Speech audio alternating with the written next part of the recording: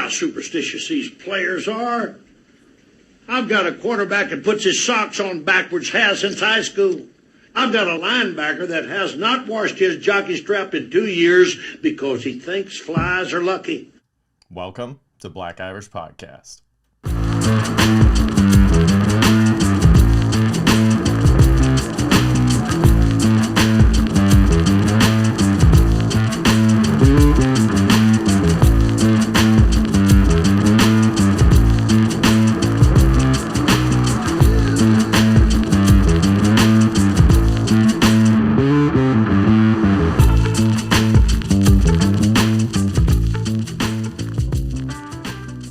Hey there, and welcome to an all-new episode of Black Irish Podcast with myself, Brendan McCorkle, and special guest today. We're going to have the whitest Black Irish of all time. He has a couple of very popular podcasts, Slippin, and he is on the marvelous Mad Scientist Party Hour. Give it up for the homie Geoff Clark. What's up, dude?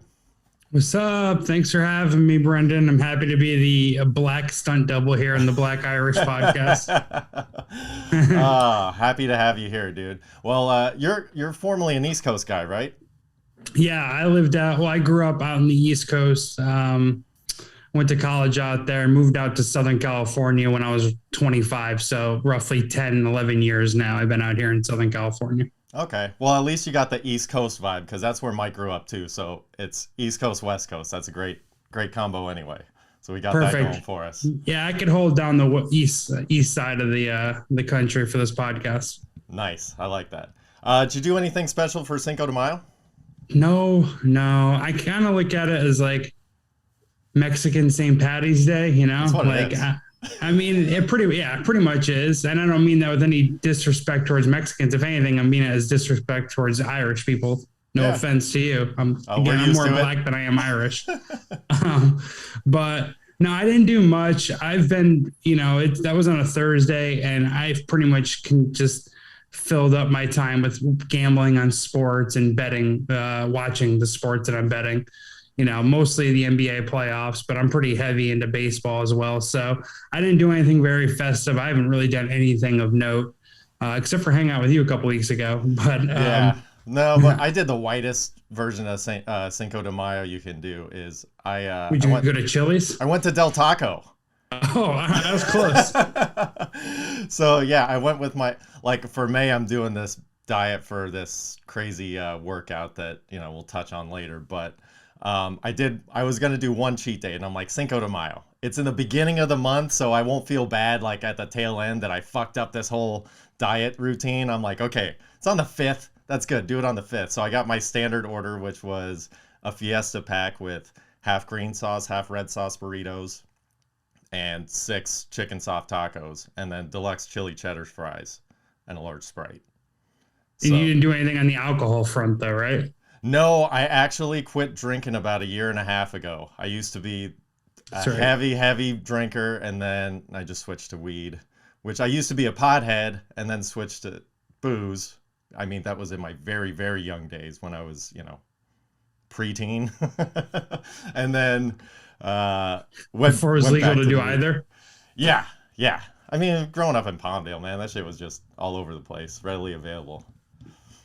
Yeah, you West Coast cats grow up, you get old fast, I'll tell you that. Yeah, it seems like Southern California is like the minor leagues of Florida.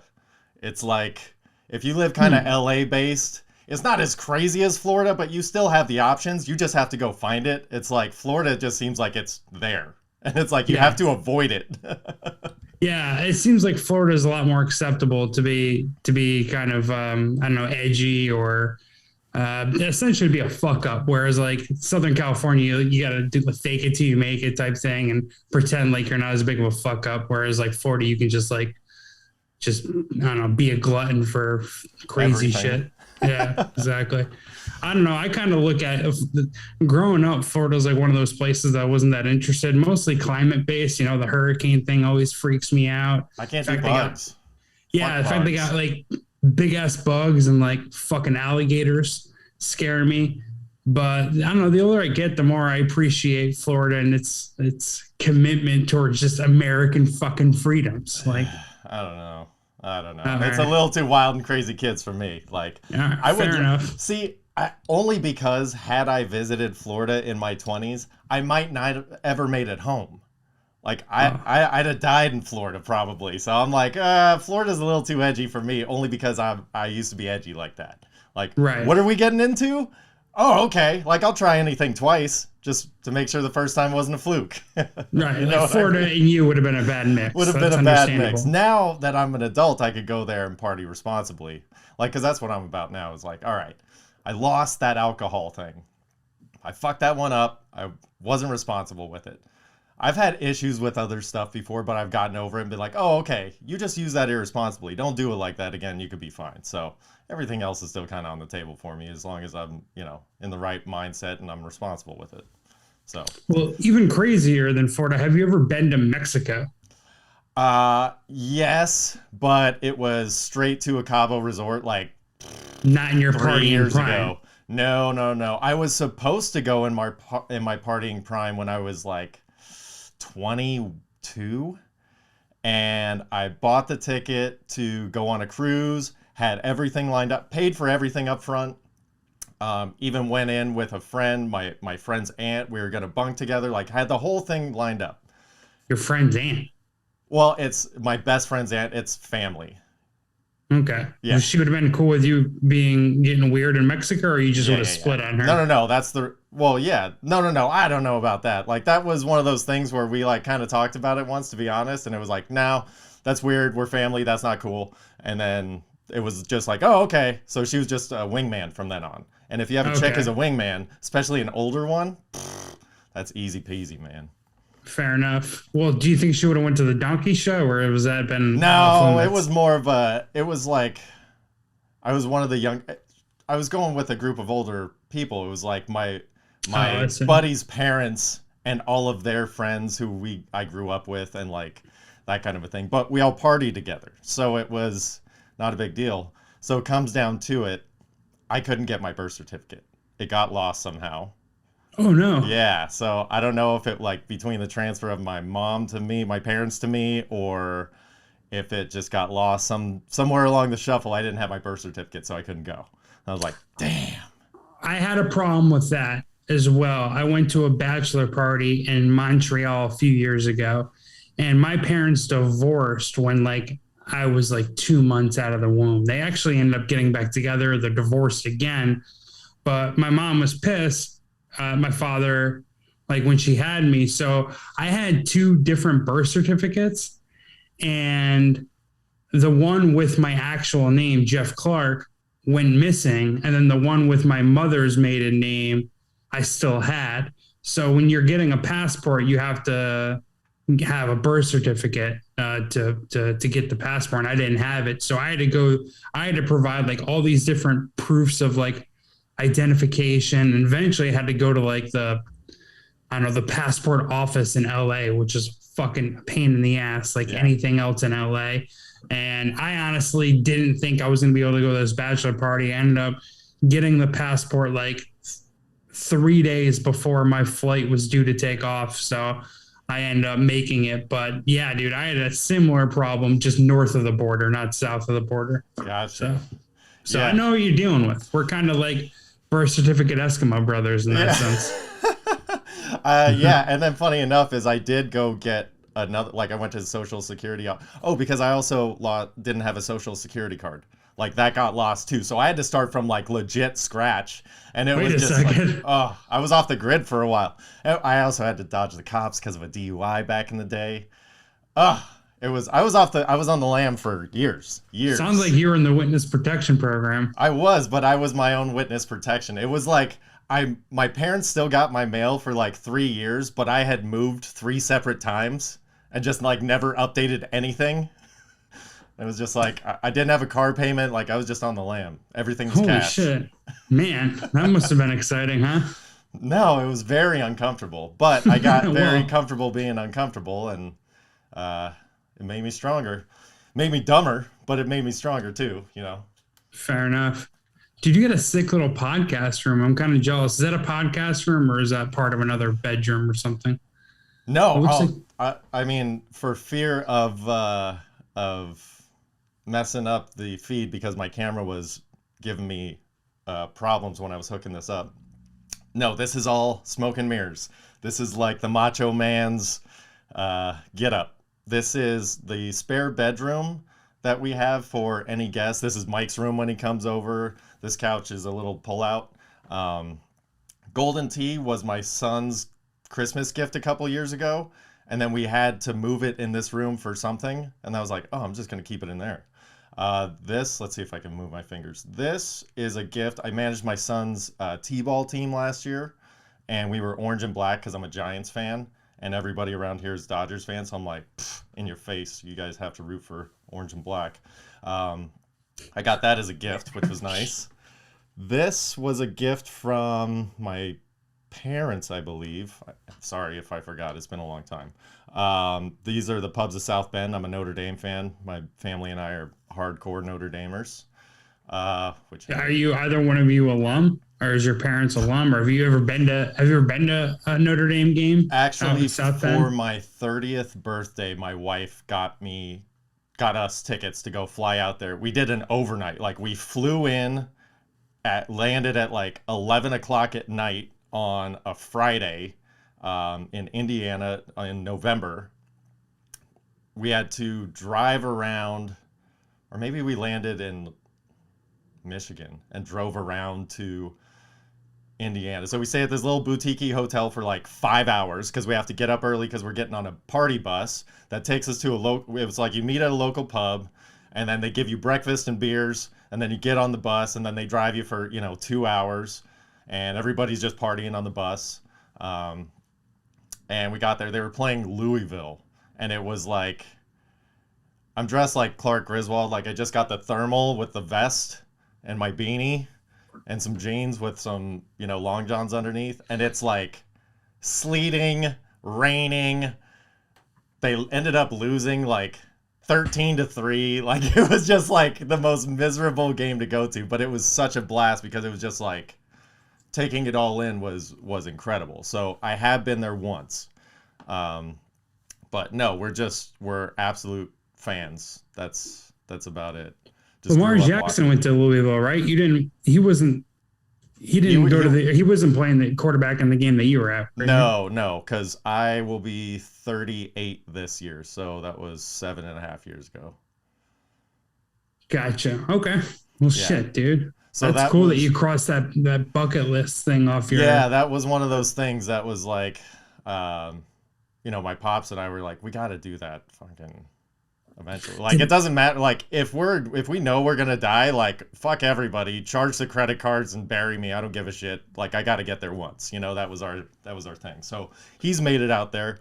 I made it out there. We haven't made it out together, but one of these days we'll figure it out. Did he do like the Rudy's father, where he's like, "This is the most beautiful thing these eyes have ever seen"? I didn't do that, but I did. As he stands next to your mother. I love that. That is such a classic underline little knife twist that most people don't catch. It's just like, you don't matter at all. This is what it's all about. Yeah. He's standing amongst his family saying, "This is the happiest day of my entire life." And I have 5 children and multiple grandchildren.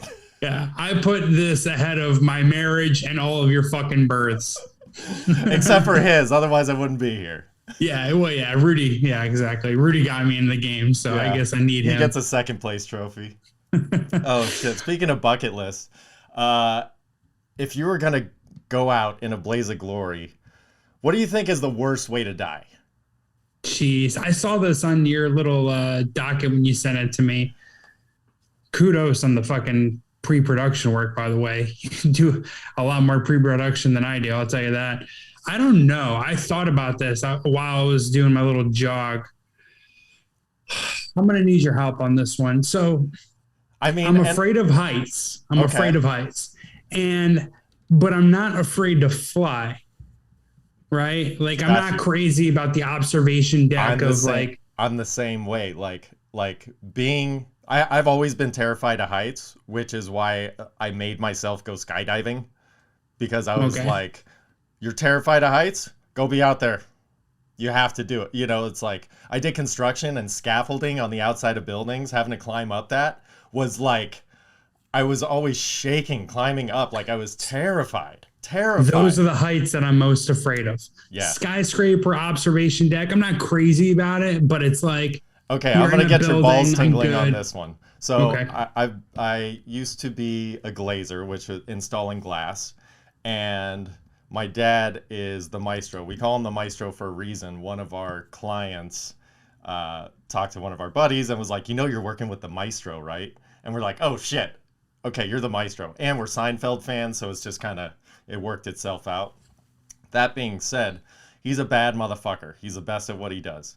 And me being his son, his protege, I was always his right-hand man. He always got the toughest jobs and the ones that nobody else wanted to do. That being said, we had to change out a window on the outside of a 33rd floor on one of those swing stage lifts.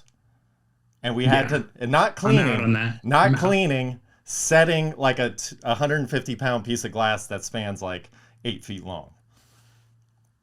And nobody else would do it, so we had to, it was like, somebody has to do this job, but nobody else would do it. So he's like, okay, it's you and me, buddy.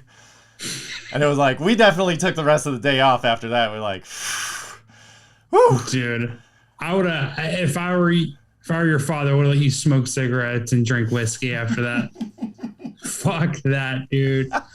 Those are the heights that freak me out the most, is the ones that I don't know. It's like, it makes you think if you were like, maybe you don't die if you fall. I mean, 33 stories, you're definitely dying on that fall, but like 5-6 stories, something like that. It's like, you know, like those freak me out, right? Like the plane, whatever, like the plane goes down, I'm fucking dead. I don't care. Like whatever, right? Like if I fall off a skyscraper, I'm dead, whatever. I don't care. But like the 6-7 story, the purgatory fall. The purgatory fall. Purgatory fall freaks me out.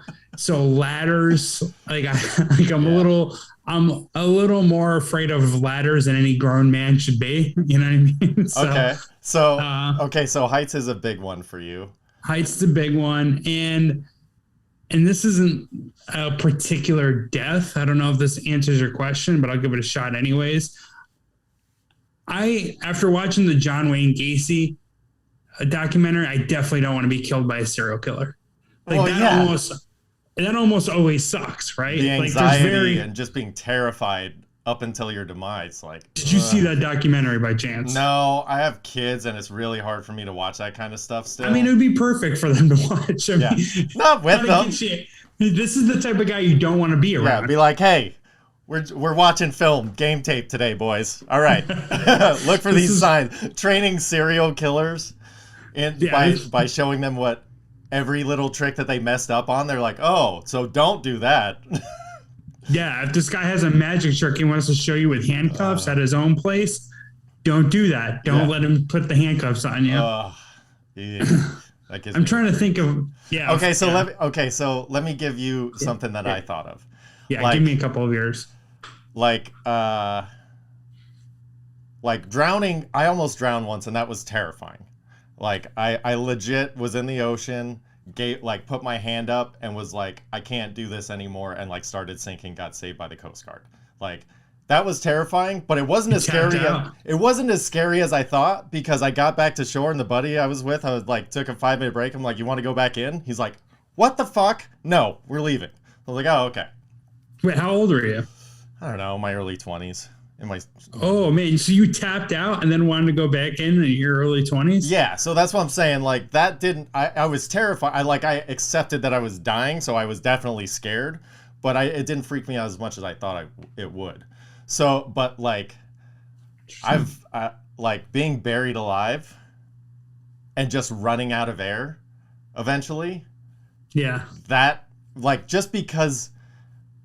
Like, I don't necessarily fear the death part, but the anxiety or terror of knowing you're going to die without, actually getting it. Or the worst way would be, not necessarily buried alive, but be buried with, 4 New York rats and it's just like they slowly, like they get full so they can't consume you all at once, and then they just like slowly but surely chomp away at you, and you just got to deal with it. Oh, yeah, no, that's that. Any real, I mean, I can't think of torture methods. I don't think as well as maybe you could, but that's essentially what we're getting at here. Like torture, it feels is probably the worst. It sounds like I don't go. need to watch those serial killer film. Maybe you need some ideas. I don't know. I think with your kind of imagination, the documentary, you might get some fun out of it. All right. So on the reverse, on the flip side, what's the best way to go? Like, what's the ideal way? That's not like euthanasia. You know, like there's no fun in that. Yeah, I guess not. It'd be for the person doing the euthanasia, right? I mean, I don't know, because then you have to get rid of the body. That sucks. Yeah, see, I would be like, if I could get off scot-free and it was just a matter of like a close person, friend, family member of mine. Yeah. And like, look, I signed off, everybody's cool with it, but everybody's like, oh, I can't be the one to do it. I'd be like, give me that fucking button. See ya. Like, I know what you want. It's okay. I got no problem with that, because that's what I would want. Like, if I say take me, fucking take me. You know what I mean? I got one DNR, going back to your original question. How about death by COVID? Doesn't that kind of suck? I mean, you're just another statistic. No one gives a fuck. See, the part that would suck for me would be the isolation. That in my final moments, I couldn't be with the people I love because I would not want to get them sick. Sure. And it's like, oh, touch me through the fence. You know, it's like, fuck that. Yeah. It's like a contagion scene. You have that. Also, if you're unvaccinated, if you're a bitch, you have a terrible immune system and you're a weaker human and probably fucking natural selection. Absolutely. If you're not vaccinated, you're gonna feel like a fucking idiot, right? Right. Well, as you're dying.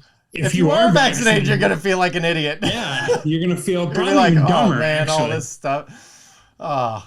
Yeah, especially if you're one of those vaccinated people that are like very preachy about it on the internet, and then it still takes you out. I mean, you can argue, A, you're a bigger bitch, and B, you're dumber. I don't know. So I feel like that is a good angle.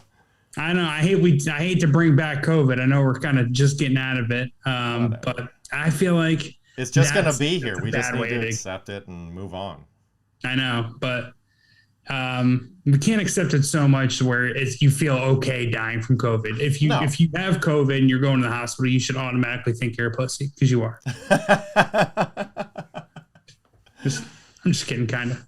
All right. Well, all right, so ways to die. Obviously, drowning, in pussy is probably the best way to go. I don't know. It sounds laborious. Like, I don't want to be working when I fucking die. But what if like you're on your back and it's more like she's sitting on your face? That's a suffocation thing. That's a panic. No thanks, man. This is the optimal way to go. Like, if you're gonna die having sex, heart attack, stroke out. At least, like have a stroke while she's giving you a stroke. That's fine. Oh, okay. Wouldn't that be the way to go? Like, see, I would be way more entertaining with it. Like, since I'm so afraid of heights, I'd probably skydive. But like, instead of no parachute, I'd have a parachute and just not tell anybody. It's just packed with confetti instead of like a parachute. So you're talking about suicide. Like, what's the funnest way to kill yourself? Well, I mean, that would be or it could be like death by sex, or, saving a child. I don't know. What's the optimal way to go out? Like, if it was on your terms. How about like a street race? That'd be pretty cool, right? One of my best friends, that's probably the way he would want to go, is like he wins a street race and his car explodes. And it's like, fuck it. Perfect. Yeah. He does a donut at the finish line and just fucking rolls like 30 times. Yeah. It'd kind of make you look stupid, but it would be kind of sweet, I guess. All right. I don't know, like going down in a blaze of glory is essentially the answer, and however you can get there. Yeah, the Evel Knievel theory. Absolutely. I mean, he never even died doing that. I know, but that's such a shame. Like, that dude got so injured for so long doing the thing that should have killed him, and it didn't. Like, it's like Al Capone going down for taxes. It's rough. Yeah, I wonder if it's like he felt like how Lieutenant Dan felt in Forrest Gump when Forrest Gump is like pulling him out of the forest or out of Nam. He's just like, dude, I'm supposed to die here with my fucking troops. Like, Evil Knievel probably felt like he was supposed to die jumping the Snake River, and I was a little disappointed he didn't. 100%. You know that he set up stunts that were impossible to make, and people were like, we can't do that.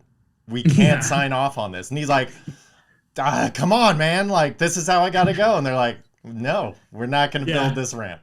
No. Yeah, we can't we can't euthanize you via stunt. Exactly. All right, you took that one stride pretty well. Let's see if we can push this final boundary. If you had to marry any animal, which animal would you marry? A dog. I mean, I'm pretty much. I mean, I went fucking. I'm on a dry spell. We'll save this for another podcast because I feel like some of your listeners might have the impression that I'm more cool than I am. But it's been a little. It's been. I'll co-sign for you. Yeah, I've been spending a lot of time with my hand and not much with the opposite sex. So okay, I mean, but you marry this dog. I get the companionship part. That box is checked. But you're gonna have sex with this thing? That doesn't seem. Come on. Oh wait, I have to fuck an animal too? You're marrying it. Like you get the whole marriage package. Like you're in love with this animal. It's just what type of animal is it? That's the thing is I hate pretty much every animal except for dogs and horses. So, I mean, I guess I'd fuck the horse and marry the dog. And I don't know. I don't even know I'd kill every other animal, preferably but one that I could eat. I guess I mean, horse is the standard answer because you can ride it, but that's stupid because nobody that marries and fucks a horse is going to ride it into town. Like you're a solitude is your thing, man. Okay, how about gorilla? Because I don't know, because what if they get a little too excited and rip your dick off? Well, I mean, don't you run that risk with pretty much every animal unless you're... Not a cow. You can marry a cow. I don't know what cows do. I mean, they just stand there. Like you got unlimited supply of milk. They got nice big flappers. Yeah. And then when you get sick of it, like when that relationship goes bad, that 3-year period, you know, the Paula Abdul standard, when it's like shit goes south and you guys just can't stand each other, you actually get to murder this thing. You can't murder a girlfriend. That's illegal. You can murder a cow. And then you get to like release all of those bad feelings. And it's just a one-stop shot. Yeah. Not to mention that, when you break up and it's like, fuck, I left some of my favorite clothes over at her place, and then now she's got some stuff over here that's gonna, I don't know, to throw it out. It's gonna remind me of her. None of that. You kill this cow, you got a nice new leather jacket, you got a steak full or a freezer full of steaks. Like, dude, you are. It's true. You are on the money. I don't know. I think a bovine is the way to go if you got to get the whole package. As a guy, we don't really, you know, when we're looking for relationships, we don't really shop looking for security. With a gorilla, I could get some security. That's no true. One's gonna fuck with me. That's a built-in bodyguard right there. Yeah, like I'm going here. Yes, this gorilla fucks me, but you're VIP anywhere you're you not go. Gonna talk shit because this gorilla will fuck this entire room up. You know, like a cow, I'm doing all the work. Even when I fucking kill it, like I have more work to do effectively. You know, True. Like, I mean, the points that you made about getting the leather and getting a shit ton of meat, that's great. I love that milk. Love milk. But I mean, do I have to pasteurize it myself? Perhaps. Oh, yeah. You know, like gorilla or a horse, that's a 50-50 relationship. You know what I'm saying? True. Like, we both are bringing something to the table. The cow. Yeah, that's true. And the cow's more of like a trophy wife. Yeah, it's the most. That's a great way of putting it. It's the most trophy wife out there. Do you think hillbillies fuck sheep because when they pass out, it's a blanket? I mean, you got to be hammered when you're fucking animals, right? You can't fuck an animal sober. I would like to think that hillbillies fuck sheep because they have the tightest pussies. Like they do it for the right reasons. Fair enough. Oh shit! I don't know what the right reason to fuck a horse or an animal would be, but I would say think the right answer is there is no reason. to do that. So, but you know, well, I don't know. You have animal matrimony on the fucking docket. What do you want me to do? I'm just, sometimes we think outside of the box over here. That's what I'm trying to do. I love it. And you got a good outside the box thinker. So I love it. So, all right, outside the box. Your specialty is sports gambling. And I have to not lately. Well, I do have to say, anybody that wants to follow Geoff on Twitter or Instagram at Jeffro Records, he's the most honest sports handicapper that I've seen in a long, long time, because he posts his losses too. And like he was just saying, he's kind of eating dick right now in Major League Baseball, but he's still posting his picks and he's still posting his scores and how he's doing. So that being said, he crushed it in the NBA this season. He helped me win some money. So right now we've got the Bucks and Celtics all tied up at 2. They're playing this evening as we're recording. Where do you see that shaking out, that series? I mean, before it started, it was hard not to take the Bucks because they have the best player in the series. I think, I bet Boston a lot in the regular season. They made me a bunch of money, but I was a little nervous on how they would do in late game half court situations without a true point guard. I like Marcus Smart a lot, defensive player of the year, but as like a true floor general, he doesn't really check that box. But I guess the argument for them is they've been in the Eastern Conference Finals a lot recently, and they were probably due for maybe a breakthrough performance. As we stand now, heading into, what is this, game 5, right? It's tied 2-2. Celtics are favored 5.5 or 5 currently. I think the Celtics win, and they probably cover because, and this is a big reason why I'm struggling this postseason, favorites are just cashing at a crazy rate. Home favorites are cashing. Home teams are winning.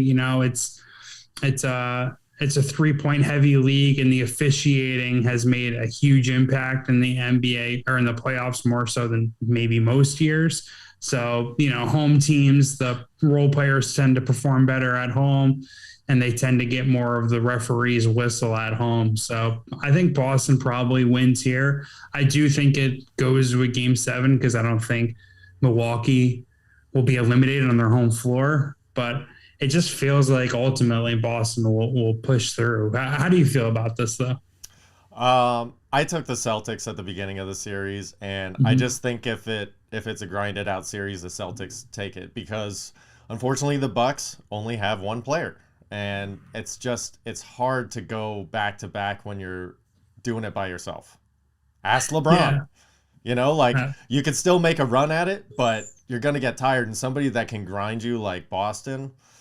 I just, I saw the Celtics going all the way to the finals with the Warriors, and having the Warriors take it. It feels like Boston's defense is wearing down Milwaukee's offense as the series goes on. Milwaukee sat Giannis with like 5 minutes left in the fourth quarter as that game was getting away from them because he was so tired. Like, that's alarming. And to your point, yeah, I mean, like, their half court offense has significantly suffered without Chris Middleton in the lineup. Like, I felt like Giannis got them to the point where it was a toss-up game or a coin flip game, and then Middleton would close them out with like big, half court shots, half court field goals last year in the playoffs, and that's not there. And like, Holiday, for as good as he is defensively, is pretty much shooting them out of this fucking series. Like, he can't hit anything. It's crazy. Like 33% from the field. So I don't know, but like, I do think the home team does have a huge edge. Milwaukee has at least one more home game, so it'll probably get to game 7. But if I were you, I'd be excited about having the Celtics pre-flop before the series. Yeah, so the other game that's on this evening is Warriors-Grizzlies. Ja Morant's probably done for the playoffs, and I think the reason why it's being addressed that way is because they're like, this is the last game. Right. I did take the Warriors -4 yesterday. I think the line's still there. Hadn't moved really. I think I saw it. I saw it at 4.5 some places, but yeah, it's mostly 4. I think the consensus is 4. But considering they're the away team, usually, like you said, it's been at 2.5 to 3 points is a win or a loss for the home teams usually. So yeah, 7 point, basically a 7-point spread for the home team without John Morant's what you're taking, and I just don't think, like you were saying about the refs calling for the home team a lot this year with the superstar out and one of the other league superstars on the other team. I think the whistles are going to be swallowed in this game tonight, and the Warriors just roll. Yeah, I mean, ultimately, I don't know who for the Grizzlies gets to the foul line, right? Like maybe Memphis could get some home cooking, right? And the NBA or the refs want to see this series go a little further for whatever reason, but like, who's going to be the guy in the Grizzlies that's going to force the refs to make a shitty call? I don't know anyone's going to really do that. I mean, John Morant was the best player in the series before he went down, not like the guy I would draft first if I was taken from any one of these players. You know, Steph Curry's still that guy, but like John Morant, no one could stay in front of him in the series, and he was playing better than everyone else.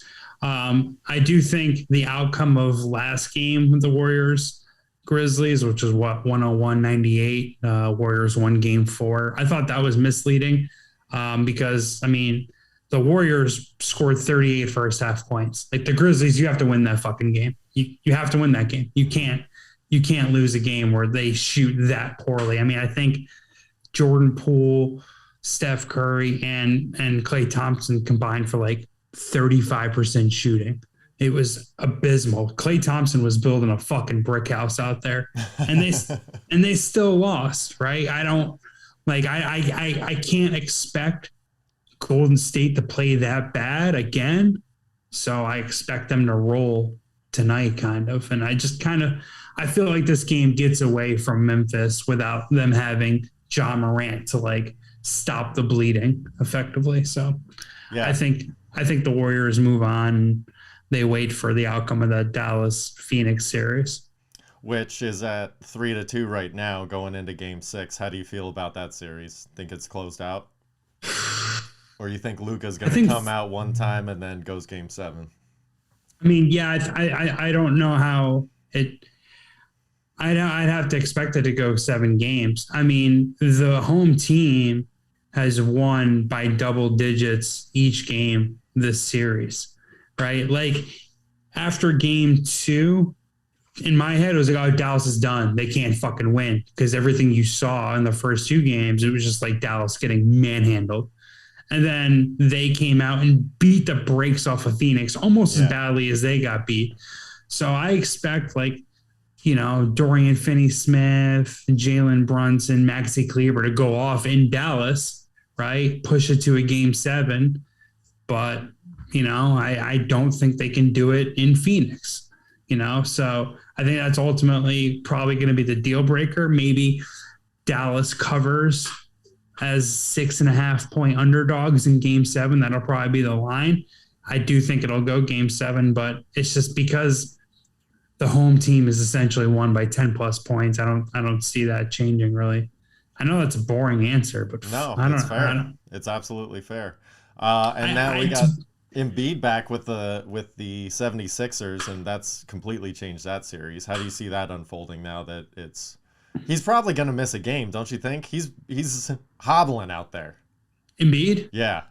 He's hobbling, so he's got a leg thing and the face thing? Well, from what I saw... I feel like he's chubby and he always kind of waddles.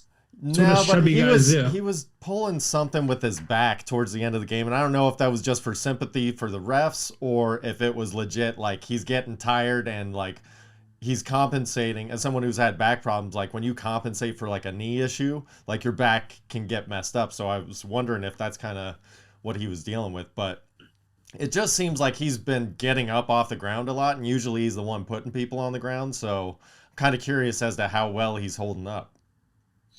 Yeah, I mean, it feels like the biggest difference he's made in this series has been defensively. Like Bam Adebayo just shit all over Philly in the first 2 games, and he came back, and Bam Adebayo did nothing. since Embiid's been back in the series. It's another, this is again, the broken record here. It's another situation where it's hard to bet against Philly in Philly, but Miami has the home court advantage. They'll have they're up 3-2 right now. So Game 6 will be in Philly. Game 7 will be in Miami. And ultimately, I think Miami will close it out in one of those two games. I wouldn't be surprised if they get it done in Philly. I think the market is a little low on Miami. And I think Miami, all their experience between Eric Spoelstra, Jimmy Butler, who's been in the finals before, granted it was a bubble finals, gives them an edge over a Doc Rivers team who likes to pee down their legs in the playoffs, and James Harden, who always chokes in the playoffs, and Joel Embiid, who, as good as he's been, he's really never done anything of impact in the playoffs. Like, I don't think he's even made a conference finals. So I think Miami's undervalued also because of their defense, not just their experience. They had the best or second best defensive three-point shooting in the league during the regular season, and they gave up the least amount of paint points per game. So if you're doing really well in defending the three and you give up the fewest paint points, that defense is pretty fucking strong. So yeah. I don't know. That's kind of how I see it. So I'm hoping Miami advances. That way, whoever they're playing, they'll probably be getting points, right? Like Miami will be getting points against Boston, they'll getting points against Milwaukee, whoever advances there. So I'll be looking to buy them at that point. But I think Miami advances. Nice. All right. So on to interesting thing that I saw in the NFL. Did you see that Josh Lambo is suing the Jacksonville Jaguars for compensation for this year's salary for the 2022 season? No. Yeah, so he was supposed to get $4 million for the 2022 season. I guess since he has a veteran's contract, even though he was released in 2019, he still got paid through 2021 because of some clause for veterans. Like, if you get released, like, for no good reason or whatever, just because you suck, you still get paid throughout whatever. That being said, this is because Urban Meyer kicked him in the leg, and when he was stretching, when he was on the team, and, was cursing at him and all that kind of stuff. And Josh Lambo came out when Urban Meyer started going down for all his nefarious or, whatever he was doing. He was like, oh yeah, that guy's a total dick. Guess what he did to me? And so now he's going back. Like, that guy's already kind of a pussy for, like, talking out of the locker room. Like, listen, dude, that's your head coach, and yeah, that guy's an asshole. If you want to fucking fist fight him, you're a grown man, but that's a football locker room. Snitching. Yeah, like, whack. I don't know. Like, I didn't know how I felt about that. But I guess Dude, I heard that story, and I thought it was hilarious. I was laughing my balls off. But of all the Urban Meyer shit, I thought that one was the best. Kicks the kicker in the leg. He didn't like physically kick him that hard, just like a love tap. Like, what did he say? Like, hey, you're gonna make your fucking. You better not today? fucking miss today. Yeah. Which, by the way, you get paid millions of dollars. You better not fucking miss today, Josh Lambo. And that's how all the teammates feel about it too. Like, the kicker better not fuck this up. Yeah. So yeah, I don't know. But I mean. Now, here's the thing where I'm kind of torn. Like, okay, he's already vilified as a pussy. That's out there. In stone, yeah. So, might as well go after the money, right? Sure. Like double down on being a bitch and take it to court, because he's claiming hostile work environment and he couldn't sleep because he was having anxiety and, like, real bitch shit. Just to say that stuff out loud as a man and as a football player, like, you're setting kickers back, right? Yeah. Like, everyone, like, this hasn't been so bad for kickers since Martin Gramatica fucking hurt himself celebrating. No, yeah, you've lowered the bar on kicker bitch shit. I will say though, I love the NFL. The NFL's king. It's the best thing to gamble on. Not to say that I'm the most successful at that. It's the hardest game to gamble on, but it's the most fun. I fucking love football Sunday. I love the NFL. I love it. It's like my favorite shit. They are they do a bunch of shitty things as an organization, and watching them get racked or lose some of these court cases isn't the worst thing, right? So I am, in that sense, I would be rooting for Lambo. You know what I mean? Just because, like, what the NFL is effectively $1 trillion fucking company that doesn't pay taxes. Like, fuck you, you can lose a court case here or there. Which, by the way, instead of borrowing money from China, why doesn't the fucking government borrow from the NFL? You can't do that? I don't know. They should. What you just said kind of breaks my brain. Because you can't have a private corporation in the government's pocket, but there's already all that shit going on anyway. At least it would be on the table. Imagine, like, America's game, because baseball is America's pastime, but America's game is football. America's game reviving the country. Come on, that's just, it's got fucking put a Stater Brothers commercial in the background and some fucking cornfield. It sells itself. Like, they had like Fortnite skins for the NFL. Like, imagine if they had like fighter jet NFL skins, and so they borrowed money from the NFL, so the NFL got to put their fucking shield on one of the fighter jets. And so, then, like, all of a sudden, like, all of the armed force academies now have the greatest football teams in the world instead of being the shittiest. Like, 10-3, like 4 passes in the entire game. Now it's just like 63-52, just running all up and down the field. Yeah, like Army and Navy make it into the fucking BCS tournament or the college football playoff tournament. That would be cool.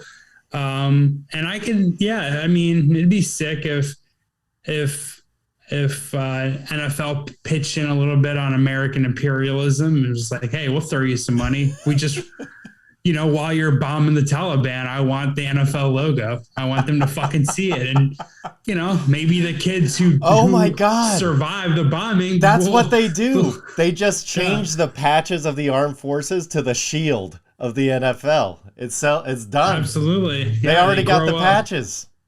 Yeah, but I mean, that could work in a way that maybe the NFL doesn't want it. Whereas, like, that whole Middle East market just fucking hates the NFL. You know what I mean? Yeah, that's true. And, that could put the NFL stadium at risk of being a terrorist attack venue. So, well, speaking of Middle East stuff, we'll skip a little bit here. But how do you feel about this PGA versus LIV situation? Do you know what's going on with this Saudi Arabia-backed golf league? I do. So I'm new into golf. Well, you've actually got me in a couple of head-to-head bets. I think you're up 2-1 in our little head-to-head series. But I think we're 2-1-1. We chopped once. Yeah, we chopped one. You beat me once, but I'm new into golf. It's going really well for me. I fucking love betting golf. It's my favorite sport to bet on, actually. It's fucking sick.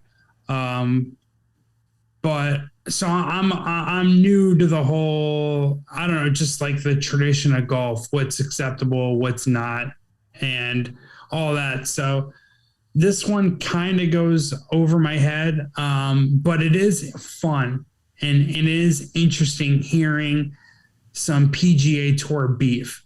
Like Rory McIlroy, I think it was before the Masters or one tournament, they asked him about the Phil Mickelson thing. It was before the Riviera.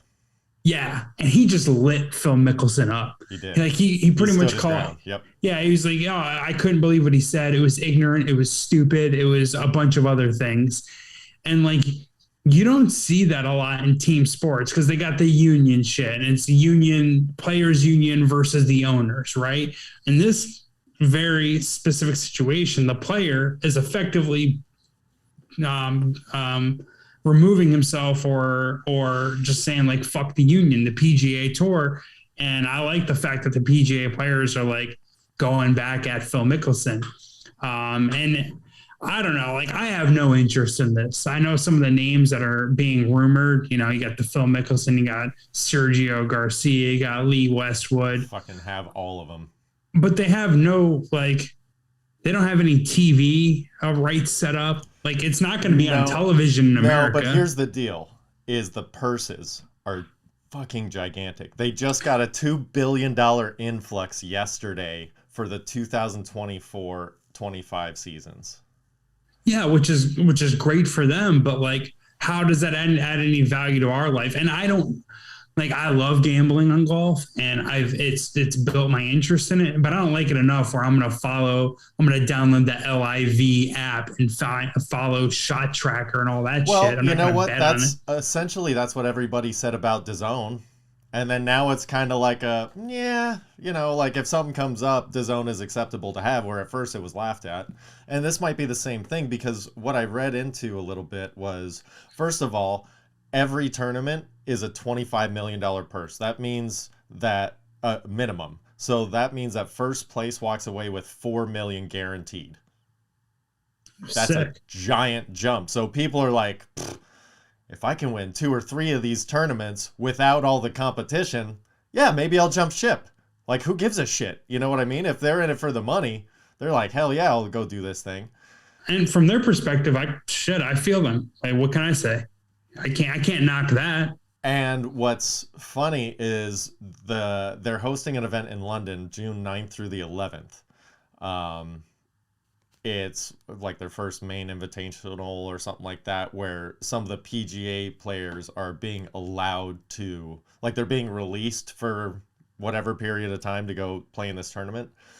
And Brooks Koepka just withdrew from the Byron Nelson Championship, this upcoming tournament. So wait a minute. So you think he's going to be playing in this London event? Because the PGA Championship is next week.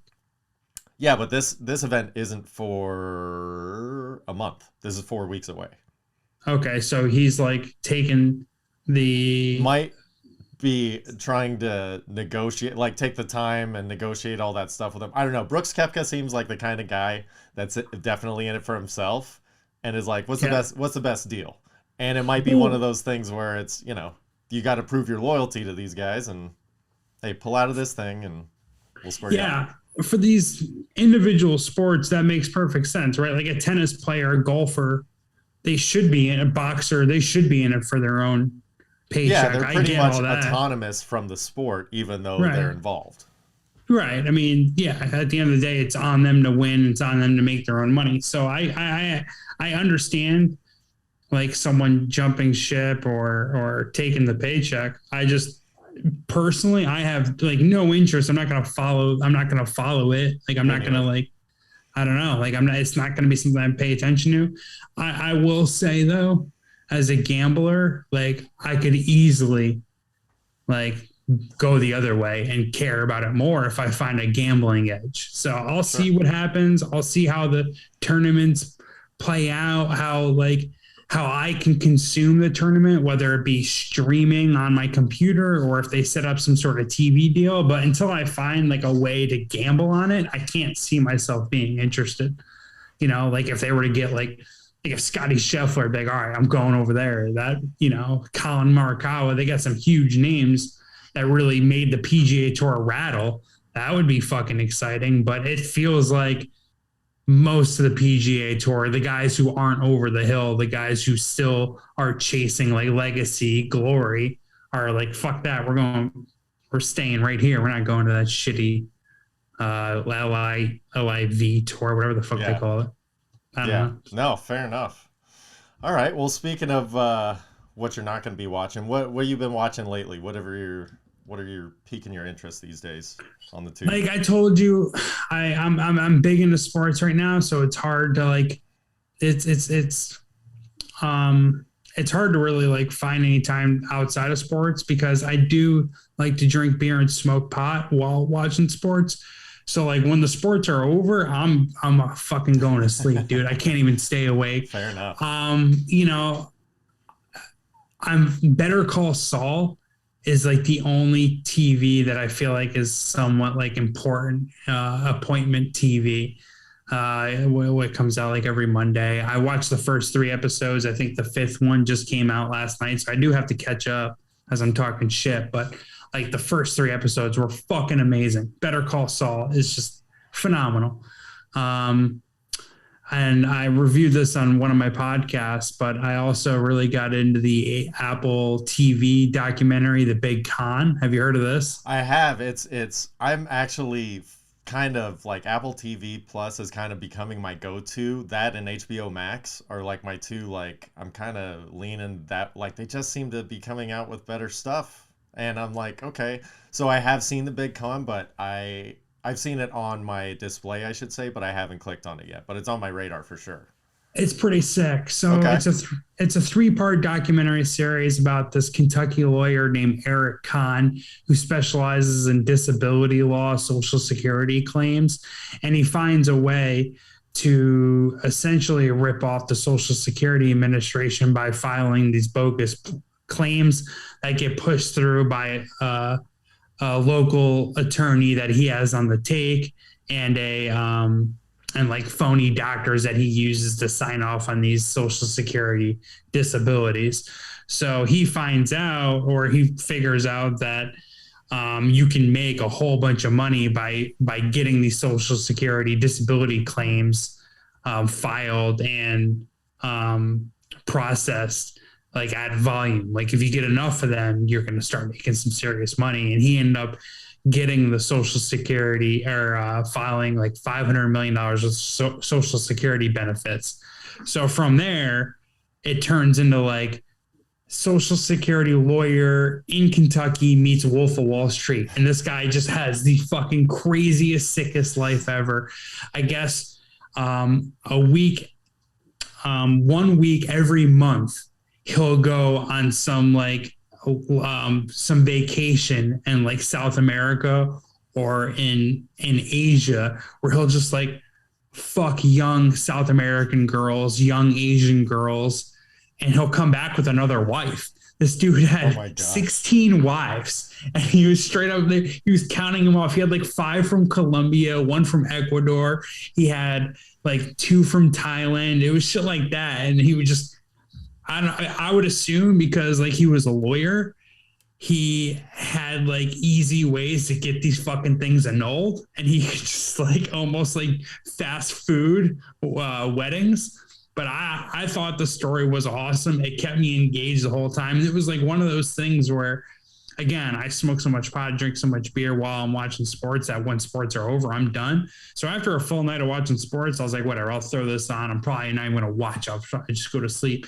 I was up the whole time, like fucking cheering for this guy. Nice. Like, this guy is awesome. And like the Wolf of Wall Street shit, like, if we're being honest and fair, it gets a little dark at sometimes for Jordan Belfort, and he behaves in a way that's less cool, you know? Yeah. This guy, everyone likes him. Everyone thinks he's fucking cool. And he's only fucking the government, not people individually, so nobody gives a shit. Yeah, like, so I'm the into three of the main characters in the story, one is a Wall Street journalist, huge pussy, blows up the whole fucking thing because he finds, as he's investigating, I don't know, Social Security claims or benefits or whatever, he finds that this one Kentucky or West Virginia judge processes like 99.7% of the claims. This is the guy that this guy's paid off, right? Yeah. And he's like, what the fuck? Like everyone's batting like 40%. This guy's at 99.7. So he's like, this is fucked up. Okay. And then there's these 2 fucking Karens, these 2 chicks in the Social Security Administration, the local Social Security office, that are like pounding the table. Like, this guy's fucked up. This guy's working with judges, and no one cares the whole time. No one's like, seriously, they're like outcasts in their own office. Their office fucking hates them. They're like, no one cares. Stop giving us more work. Shut the fuck up. You're not doing anything that's helping society. Dude, if you really, really are like, hey, this guy is whatever, just go approach him. If nobody cares, be like, listen, we know what's going on here. Just get on the take too and shut the fuck up. Oh, that's a good idea. You know what I'm saying? Just be like, hey, we have all this on you, but we won't show anybody, even though nobody fucking cares. Just don't show your hand. Play it hard. You know what I mean? Make his asshole tighten up, and then be like, okay, just get us on the take. Yeah, like, That's it. I mean, we know how much you're getting. Give us 10%. Give us $1 million. Like, we'll shut the fuck up. We'll burn all the thing. We'll burn all the evidence. That's cool. That's a good way. But these fucking hall monitors were just snitching, dude. Just snitching. It's terrible. Like, I felt so bad for him. Like, they had his daughter come through on the documentary, and the daughter couldn't even bullshit. Like, he was like my best friend. Guy's awesome. Like, I love my father. Like, no one had anything bad to say. He's just really him. good at paperwork. He's just great. I guess he's a Mensa member. He's a people person. I had to Google this. Mensa is like for people that have such a high IQ. Like, you have to apply to it. And you have to have like 190 plus IQ. I took a test for that when I was a kid.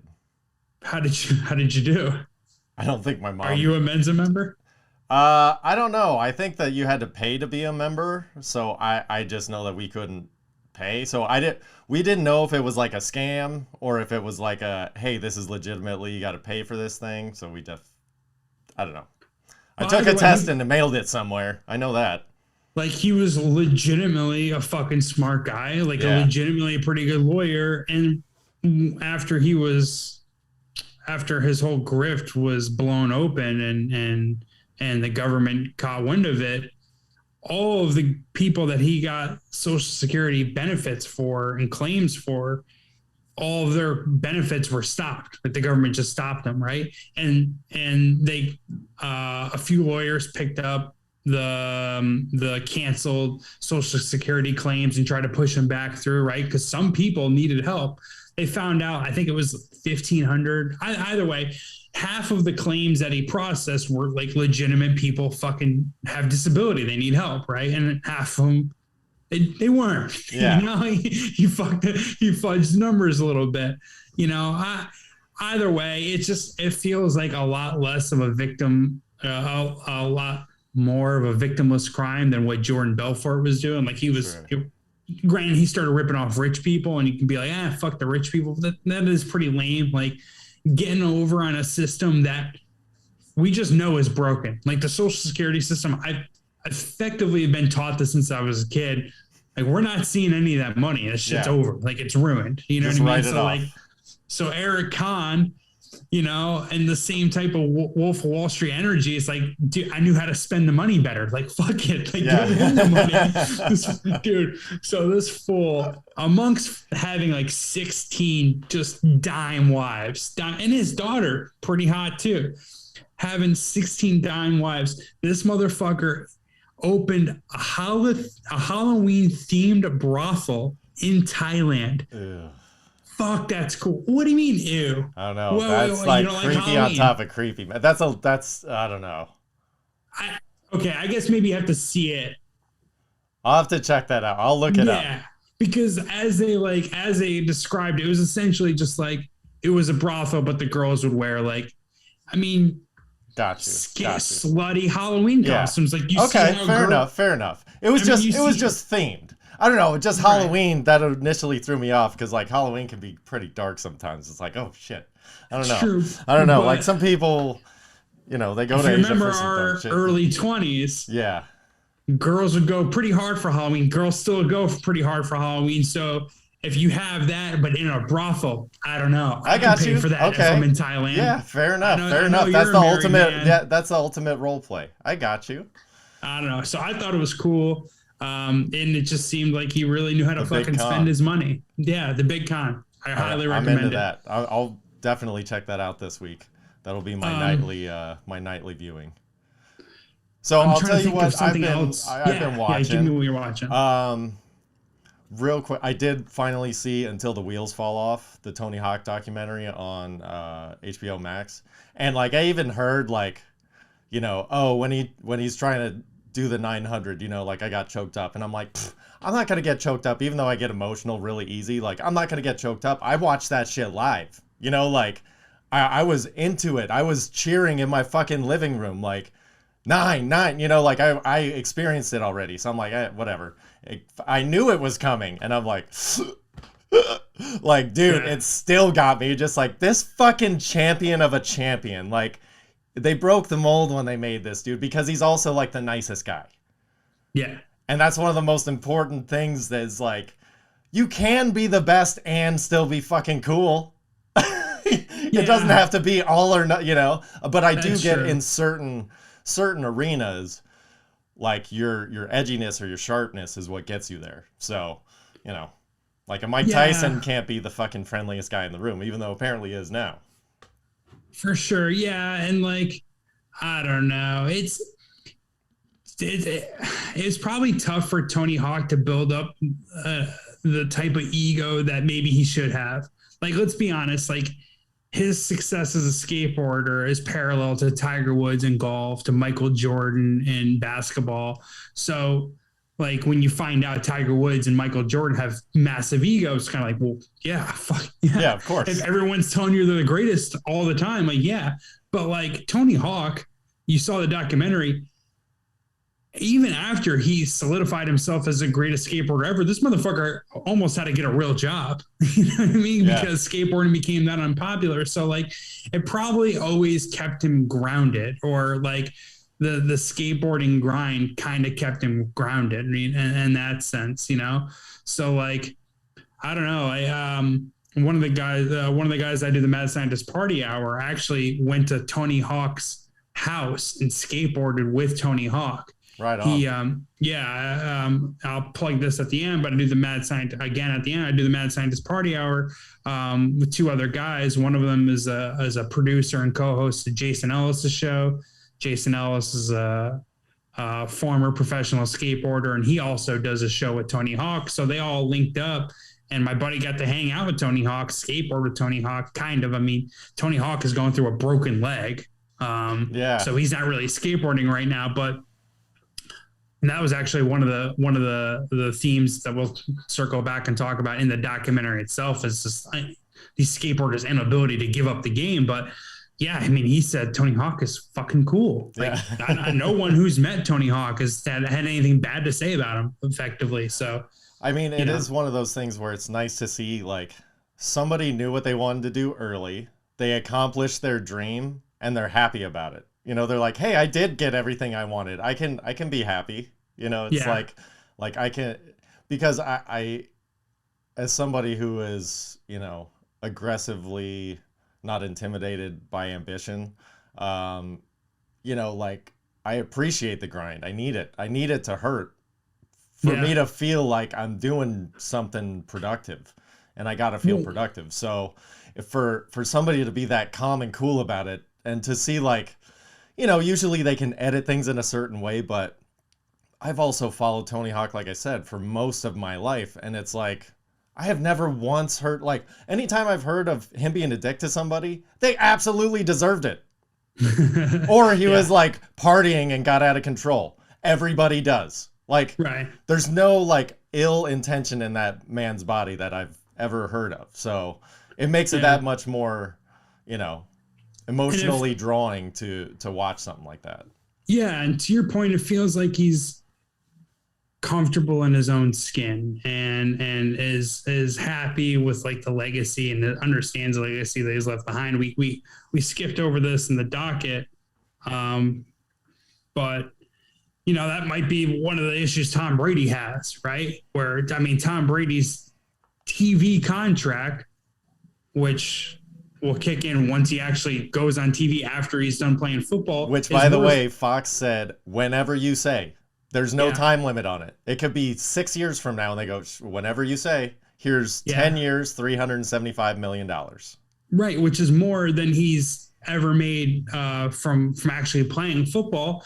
I mean, part of it is like, what the fuck is he going to do? He's got to do something, right? And like, he has to be the breadwinner. He has to be the breadwinner. And that puts him over the top in his house. It's got to be why the deal is the number that it is. And it has to be more than his previous career. Otherwise, it's not a step up. He can't make a lateral move. And what I also read about this contract, what I thought was hilarious, he's signing on as their lead analyst. Like, they're already just saying, like, everybody get the fuck out of the way. This is Tom's show for 10 years. And they said he's the ambassador of Fox. So basically, he's just going to pick and choose wherever he feels like going. And it's like, that's the game of the week. Yeah. Tom wants ribs in Nashville. We're going to see fucking Tennessee, Yeah. Which is, It's rad. It's good for him. It's fun to knock, but I can't fault their logic. Yeah, all right, cool. Like if he's good at it, then which he probably will be. I mean, the guy, whatever, like he's probably going to put an abnormal amount of time and effort into it. You know what I mean? Where 100%. He's watching game film on commentating, I mean, like shit like that, where it kind of breaks your brain. But like, I guess, I mean, the slight difference between him and Tony Hawk in this conversation would be, I guess, Tom Brady has more avenues to kind of extend his life after football, whereas like Tony Hawk as a skateboarder, that's really what it is, and that's what he's going to do, type thing. So I don't know, but it just feels like Tony Hawk is pretty comfortable with the legacy that he's left, and the just him in his own skin, and the documentary was pretty solid. I liked it. It was extremely well done. It was like almost the perfect amount of time. Like it didn't feel too short, didn't feel too long. Like it was just like, I was always excited to see what was coming next while I was enjoying what I was watching. And then it was over and I was like, okay, yeah, that, like, I don't feel emotionally exhausted, but I'm right on the edge. You know, it was like, it was just extremely well done. I highly recommend it. Even if you don't like skateboarding, anything, it's just a well done documentary if you like documentaries. Yeah, it was pretty good story arcs with just like the old school skateboarders, like the one skateboarder who was dominant right when Tony Hawk got into it, who like was pretty pissed off and called his tricks like bullshit, gimmicky. He ends up telling a story where Tony Hawk, I think, reaches out to him after his kid died and actually like was really cool to his kid, even though like he was a dick to the guy was a dick to Tony Hawk growing up. And it's like, at first the guy was pretty annoying, was pretty lame. And then at the end of the documentary, you find out that he lost his kid at an early age. Fuck. And if you find out that he actually really like respects Tony Hawk, and came around to Tony like Hawk. After Tony Hawk was like, "Hey man, sorry about that," he's like, "God damn it, now I gotta like this guy. Like, there's nothing wrong. There is literally nothing wrong with this guy. God damn it! Like he wanted to hate him so bad, and just was like, fuck, I'm out. My pen's out of ink." He's been shitting on him for 40 years. Never once did Tony Hawk be a dick. Never once. Just like, fuck. All right, I guess I like you, but. How do you do scores for documentaries for stuff like that? How do you are you just recommending it? No, we just kind of like give, my particular take. Like I'll say I just wrapped up Billions. Billions. I have some weird anti-Showtime thing, but everyone says Billions fucking rules. So go ahead. So Billions, I said it last week because I had 2 episodes left and we just finished up. I just wrapped up. I don't know when the season fucking ended, but I just got to it. So suck about it. I don't give a shit. So I just saw the final episode of season 6 and honestly, the second to last episode, I was like, oh, bummer. This is kind of like tailing off. And then it picked back up at the end. But it was one of my probably top 5 favorite seasons of television I've ever seen. That being said, I almost got off the Billions train after season 4. Because I was like, oh, they're just recycling the same shit over and over and over. And then is that a problem for you? Because it is when the reason why I love this show so much is because it's very sharp. It's highly intelligent and it's fast paced. It's like sometimes, like if you can keep up, that's great. But if you can't, they'll eventually circle back to what they were talking about. They'll leave breadcrumbs the whole time and eventually you'll get it. But it's so high level and so fast paced that you feel like there's not a second wasted on that show. The economy of words is incredible. And it's about fucking billionaires. Like you get to see some of the coolest shit. It's like, but they were recycling the same thing. Like, this government agent was trying to get this billionaire and it was just like, they just had this same back and forth for 4 seasons. Then they finally introduced a new character and it was like, oh, okay, now they're going to just like have this multiple thing. And then they completely shifted the show from being the first few seasons. It was like you were trying to track the financial brilliance of it. And then finally in like the 5th season, they just embraced like, okay, the money part of it, like how they earn it, you fucking know that by now. That's now an insignificant part of the story, but we can always go to the well if we need to. Now let's just talk about how billionaires are shady and how lavish their life is and why people want to get them because they're living above the tax grades and all this kind of shit. Like, it finally got to like, okay, we get how you earn money as a billionaire. Like, it takes money to make money. Got it. Got to be sharp and follow all this shit, and there's some shady angles you can take.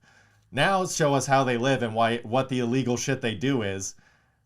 And, you know, it just kind of finally refocused the show, and I think it was a huge win for the show because now it's more exciting than it's ever been. Okay, but where is it at in the story? Like, is there more seasons to come, or are they wrapping it up? So the first 4 seasons, I mean, I'm not really spoiling anything at this point. The first 4 seasons, it was somebody who basically moved up the ranks immediately in a hedge fund because of 9/11, became a billionaire kind of overnightish, even though he was working his way up towards that. And this dude is shady as fuck, but doesn't care. He's like a super nice guy, but super shady. You know, it's like he's beloved and feared. You know, he's cutthroat. So it's him, and then Paul Giamatti's this government agent. I forget what office he holds at the time for New York. This is all based in New York, and he's just trying to pin this guy Bobby Axelrod the whole time. So then about season 4 or 5, I forget, they introduce this new character, Mike Prince. And this is a guy that's starting to go against Axelrod. And now Paul Giamatti is now the AG. And he's like kind of like, he's still going after Axelrod, but now this Mike Prince guy, and he's like, wait, he doesn't know who to team up with and who to take down. So that's kind of that power dynamic. Then Mike Prince wipes Axelrod off the planet. Like, Mike Prince wins, and that guy's now gone. So this season, it's not really focused on the money, but crypto starts to be involved, and now it's like this Mike Prince guy who's squeaky clean and always does the right thing, and he'll lose money to gain favor and all this kind of stuff. It finally comes out at the 3rd to last episode of this past season that he's going to run for president. And so the final episode of the season is they've seized 12 drives, and they're all lined up, and it's Paul Giamatti, who is now removed from office, the new AG, and this guy Mike Prince, and you get 10 unlocks, otherwise they're locked forever. And supposedly there's a bunch of Bitcoin crypto on here, whatever, that was acquired illegally that was going to fund a campaign, all this kind of stuff. So the way that they acquired these was illegally. So it's basically like the AG standing there like, listen, if you can nail this guy and there's crypto on here, then he's going to go to jail. But if not, you seize these illegally and you're going to go to jail. So they're trying to hack into these things, and that's kind of how the season ends, is the outcome of that. And somebody gets locked up, and then they set it up for how it's going to go into next season with this guy running for president. Is there like a time table on when the next season's going to drop? Or are we not there yet? No, they're pretty sporadic, unfortunately. That's the thing that I will knock Showtime for, because I was a huge Ray Donovan fan. It's one of my favorite shows. And it was extremely sporadic with the drops. It wasn't like every 9 months. It was like sometimes it was 6, sometimes it was 14. It was like, what's going on here? There's no consistency to it. It's like it doesn't come out every fall or every summer. So that part I don't like about it, but it seems to be right about the 9-month range. Like every 3 quarters it pops up. I just didn't know if there was like the next season was forthcoming, or if they announced it wasn't already announced, but the way that they set it up and as successful as it is, like Billions is one of the few shows that, you know, kind of keeps Showtime afloat, I think. Sure. So it's kind of I also watched Succession, and I really enjoyed that, and it's kind of parallel to it. It's not as intense, and, you know, it's not a family dynamic, but it's kind of parallel as far as power and money goes. You know, characters. Which do you prefer? Because I'm into Billions. Succession. I'm a big HBO guy. Okay. Yeah, I prefer Billions. Only because Succession, you know, I think they only just finished their 3rd season or something like that, or they're about to. I haven't I don't know where I'm at with I it. think third or fourth. I can't remember. Yeah, and I'm Billions current, is but in I don't remember. 6, and they already kind of went through their any long-standing series I've noticed, they usually have a dip.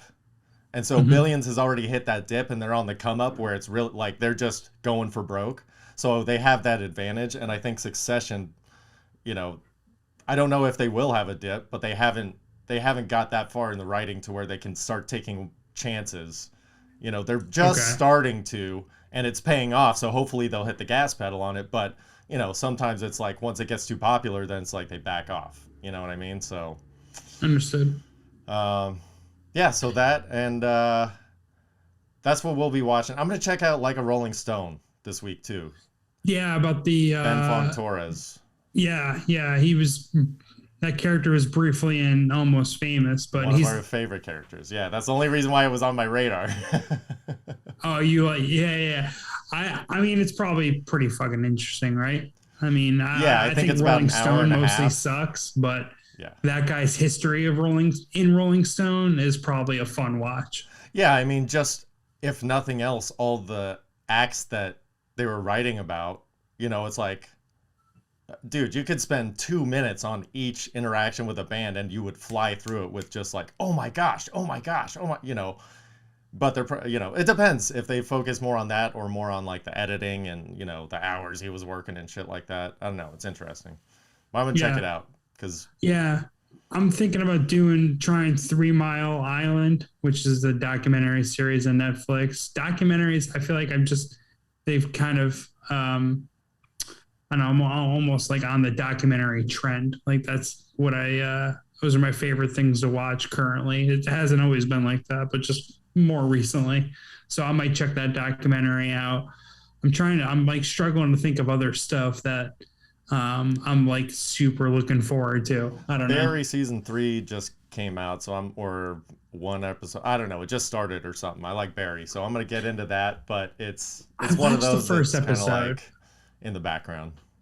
I watched the first episode. I always thought it should be longer, so I'm okay with letting them build up a little bit. So I'll just sit down and like bang out like a Barry. I don't know. Yeah, you can do like 4 at a time and then wait a little bit and then 4 at a time. Yeah, I got to be honest, and I almost feel bad saying this out loud.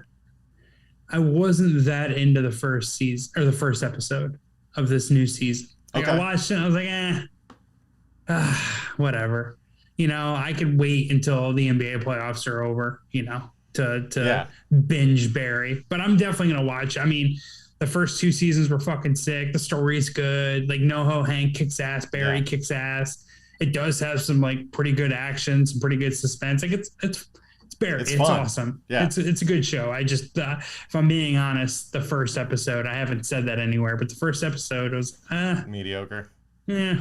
But maybe it's just, you know, it's slow. They're just getting it started, building up momentum. Fair enough. But I'm definitely into Barry, so I'll be checking that out as well.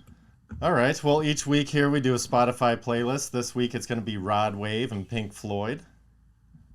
Okay.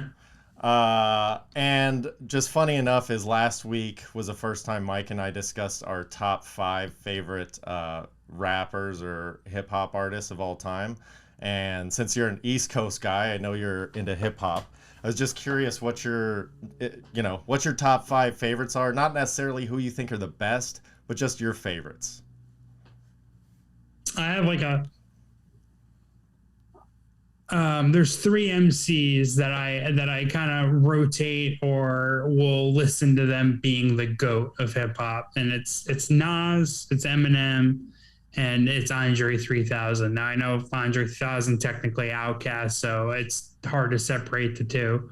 And so you could just use Outkast instead of Andre 3000. Yeah. But those are like my 3 answers for like who do I think are the best like rappers or my favorite hip hop musical acts. Nas,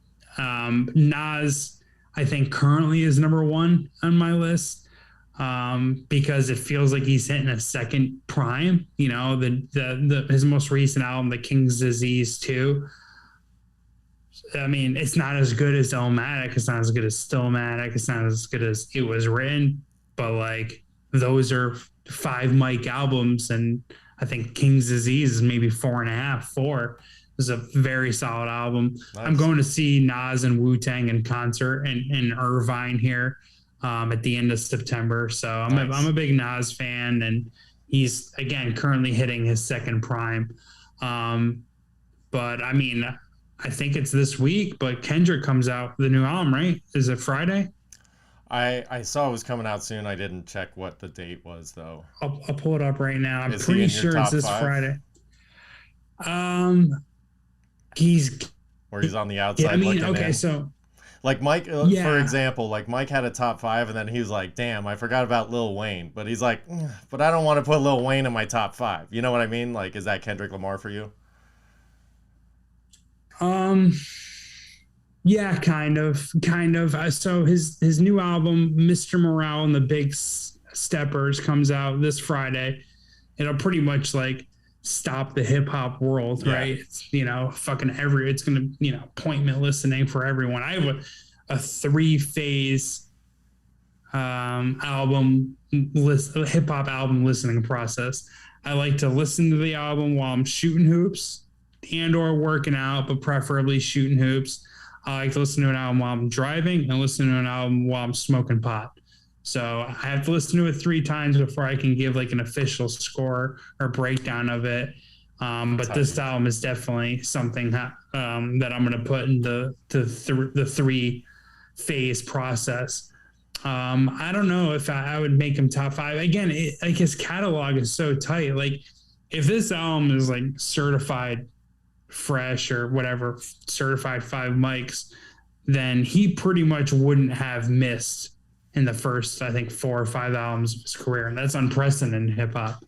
I mean, again, I'm an East Coast guy, so I love Biggie.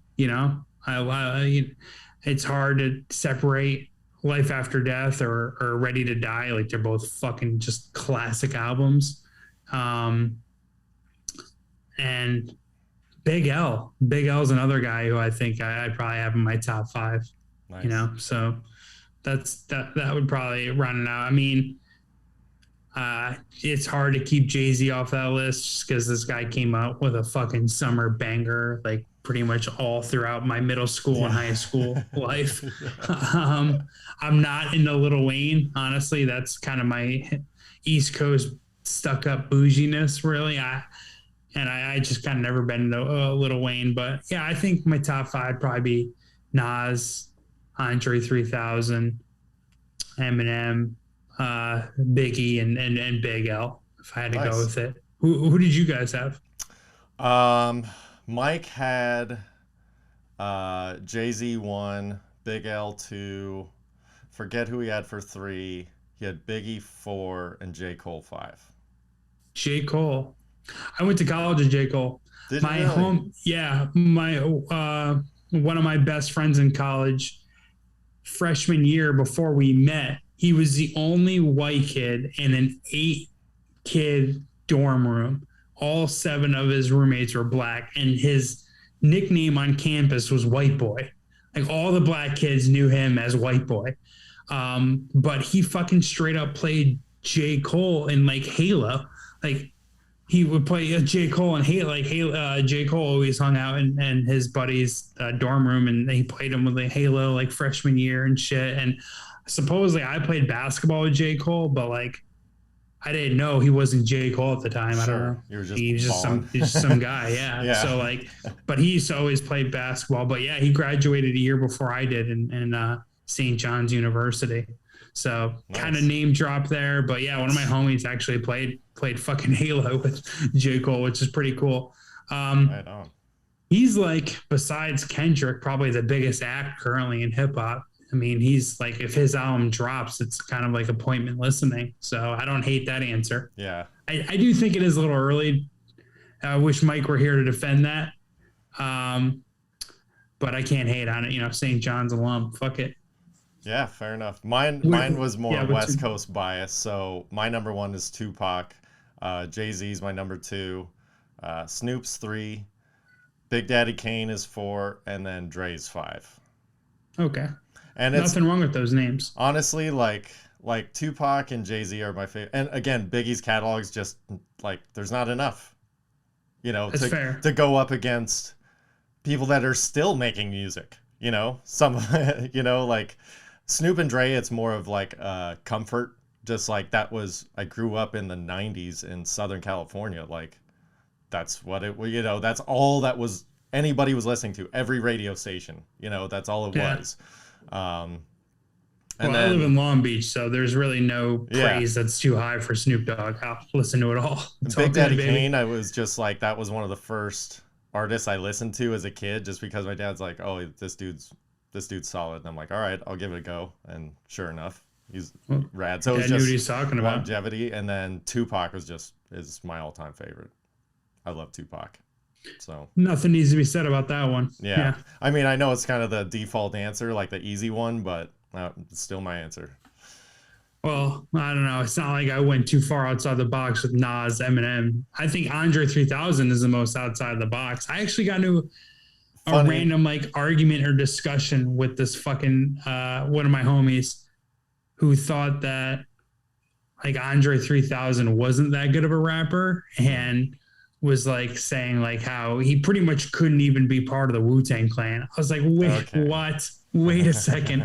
I had like that point threw me off so much. I effectively walked away from the He's one of the better MCs, we're not talking about this. Like ever, in my opinion. I love him. Yeah. I mean, if you give someone a beat and a microphone, like I don't know if they produce a better verse than Andre 3000. I don't believe that they do, in fact. So hearing him hearing him actually say shit anti Andre 3000 was something new, but I mean, I guess he doesn't have unanimous support. Like I've never heard anyone say anything bad about Nas, right? And like everyone fucking respects Nas. So I don't know. Those are my, I'm an old guy, so I think we gave pretty much the same answers, but I'm sure most of your audience probably likes the same music. So we have no idea. Only the insane listen to this podcast, which is why we love them. So, hey, I got you on the front end, but you go ahead and plug however you want to on the back end.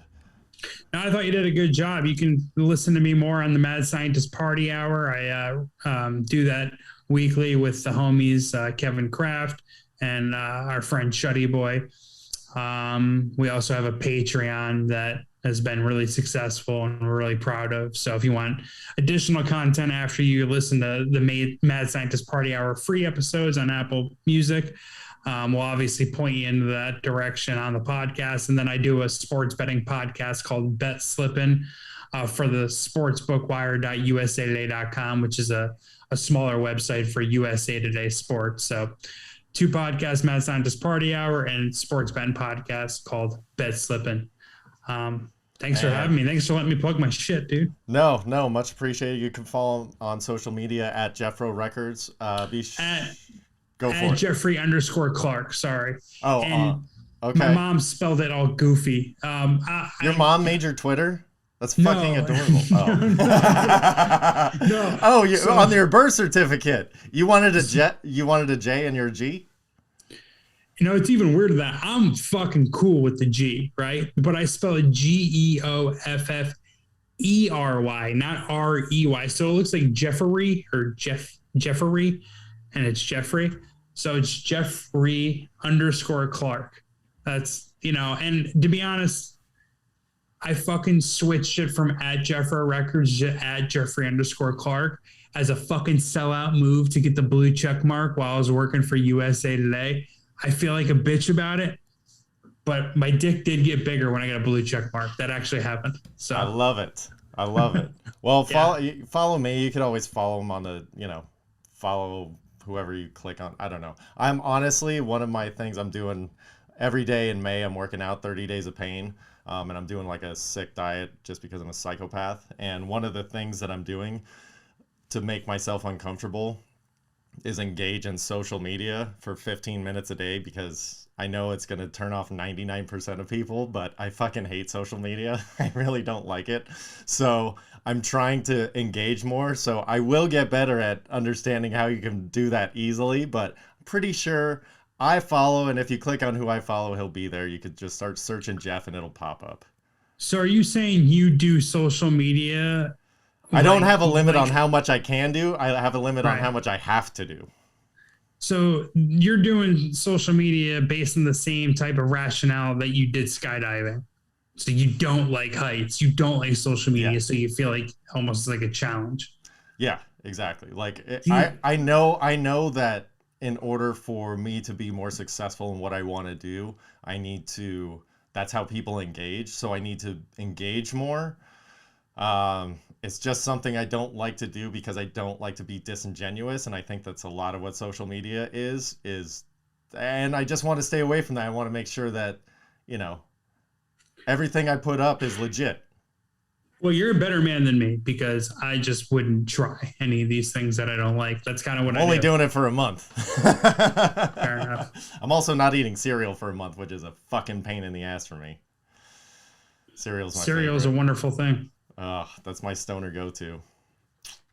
Anyway, well, be sure to check out Mad Scientist Party Hour every week, Slippin podcast on any platform that you desire. Be sure to follow us on Instagram at Black Irish Pod. Mike is at Black Irish 213. I'm at Brendallis7. Be sure to love each other, and if you're doing 30 Days of Pain, good job. Keep it up. It fucking sucks, and I know it, but you're doing a good job. Geoff, thank you so much for being on and filling in. It was a pleasure, dude. Had a ball. Yeah, this has been fucking fun. I really appreciate you having me on. Hopefully next time the black guy can actually join us. Yeah, we'll have to circle back on J. Cole and see if it's too early to put him on that pedestal. Yeah, I'm gonna have to relitigate that point that he made. But no, thanks for having me. It's been a hell of a lot of fun. I'll shout you out on my social media and stuff like that. People helping people, friends helping friends, and fair enough. And fucking sick, man. We covered a lot of topics. Yeah, no, we bounce around quite a bit, but that's what ADHD will do to you. All right, man. Yeah. In that case, peace out. Love y'all.